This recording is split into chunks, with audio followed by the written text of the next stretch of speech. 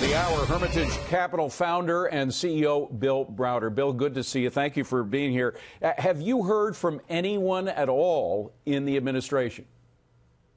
I've not heard from anyone at all in the administration about this. Having said that, I've spoken to a number of members of Congress who are absolutely appalled and in shock that President Trump would be siding with Vladimir Putin and going after me and going after a number of senior U.S. officials and ready to hand them over. It's just beyond belief. Well, we don't know exactly where that stands, but what we do know is the Magnitsky Act, which you essentially are responsible for, at least had a large part in it getting passed, which sanctions Russians, is being used by this administration around the world. So why would they throw under the bus, literally, the man responsible for something that they have used effectively, diplomatically, again, around the world? Makes no sense at all. It's completely what I can say is that the administration, the Trump administration, is absolutely rock solid on these issues.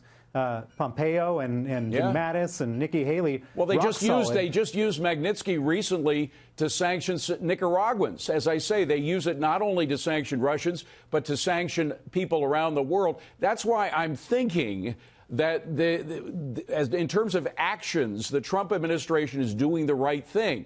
In terms of what they're saying right now, there's confusion. Am I right? Well, no. I mean, let's call a spade here. The people that they want to hand over, the Russians want to have handed over, are me and a bunch of officials. Mike McFaul, the former ambassador, Kyle Parker, the person in Congress who drafted the Magnitsky Act, Bob Otto, a senior State Department official, and then a bunch of special agents from the Department of Homeland Security who have been investigating Russian money laundering connected to the Magnitsky case. And they're saying we haven't decided whether we want to hand them over. That is absolutely appalling. You know, what's extraordinary is that anybody would take what Putin says concerning the Magnitsky Act, concerning you, or concerning anybody that has an opinion on those subjects seriously. The guy, Mr. Putin, let's be clear about it, has been responsible either directly or indirectly for the deaths of people who've been trying to expose corruption in Russia for years now. You and I knew Paul Klebnikov. He was an editor for Forbes magazine. More than a decade ago, he was murdered on the streets of Russia after exposing some of the corruption, the crony capitalism that they have going in Russia that's controlled by Mr. Putin himself. There's a picture of Paul. So, I mean, the bottom line is, the Magnitsky Act was designed to work against that corruption, and I cannot imagine an administration that has used it and continues to use it throwing the author of that thing under the bus.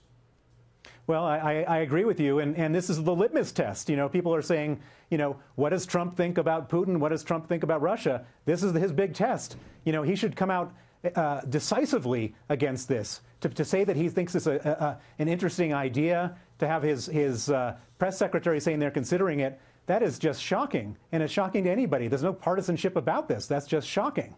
Every day, the president meets with members of his cabinet, and of course, he gets the top secret analysis, which includes information from the CIA, includes information from the State Department, run by people like our current the current leader of the State Department, the current we have John Bolton, who has a lot of influence in terms of national security, who has a lot of influence with the president. These are not people who would be fooled by the people in the Kremlin. Don't you agree?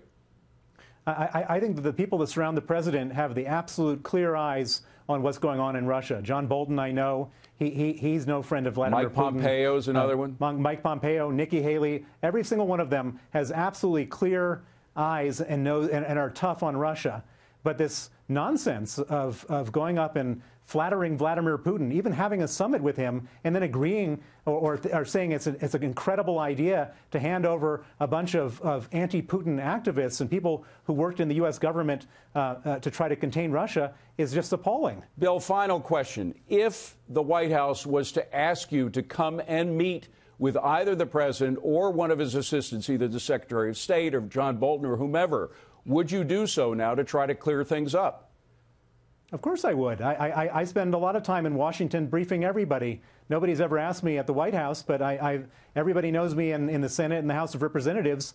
And I'm, of course, I mean, these people should know that Vladimir Putin is one of the biggest criminals in the world, and he needs to be contained, not engaged. Have you met with John Bolton or Mike Pompeo in the past? I've met with John Bolton before he joined the administration, but and I don't know Mike Pompeo, but any of them. And John Bolton, when you met with him, had no illusions about who Putin was or what he's capable of doing, correct? He knows exactly who Putin is. He's highly anti-Putin, as he should be. Yes. So I can't believe if there wasn't some kind of extra effort made to bring you together with the people in the administration that perhaps this thing could be straightened out. Well, let's see. But at the moment, the president is considering it. Statement about handing over me and Mike McFaul and Kyle Parker is about the crazy and irresponsible thing I've ever heard of. Well, Bill Browder, we wish you the best because you have been very courageous in the past in dealing with Russia, and we wish you all the safety in the world from now on. Thank you very much for being here with us. Thank you.